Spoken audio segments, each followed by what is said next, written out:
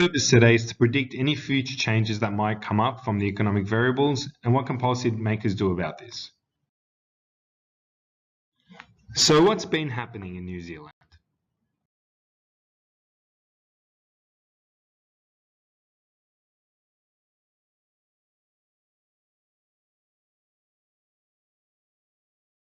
Well, there has been some geopolitical tensions over the last year which could have affected New Zealand's economy. Such events include political tensions between the US and Russia, the tariffs imposed by President Trump on China, the current civil war in Syria, and the conflict between North and South Korea.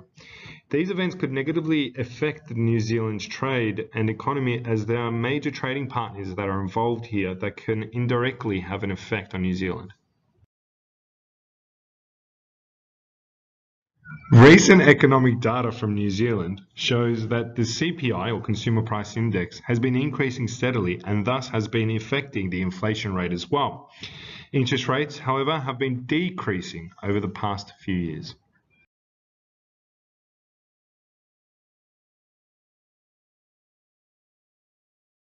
New Zealand's net debt has been steadily increasing since 2009. This has caused a constant net capital outflow, with imports exceeding exports.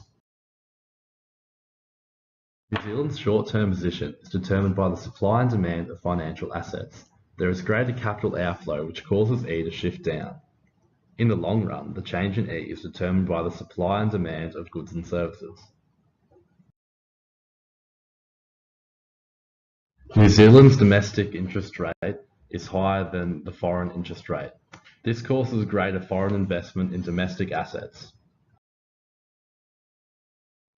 According to the purchase power parity, the exchange rate should account for the difference in prices of the Big Mac in each country. However, in terms of USD, a Big Mac in New Zealand is worth less. This implies that the New Zealand currency is undervalued.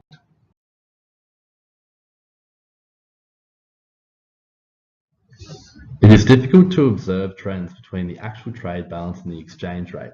However, the relationship between the 12-month moving average of the trade balance and the exchange rate definitely suggests there is a positive correlation.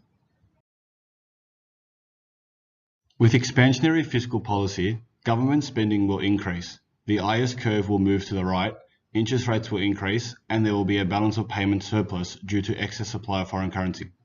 Following this, the domestic exchange rate will decrease.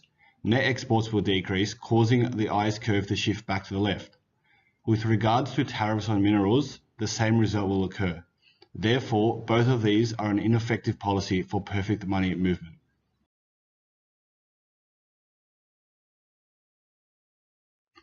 Throughout our analysis, we have discovered that New Zealand's economy has been rather strong in the past 5 years.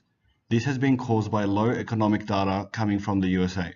However, recently the US economy has been improving, and thus New Zealand's has been suffering. Our suggestion for policymakers is for them to raise the New Zealand's interest rate back up.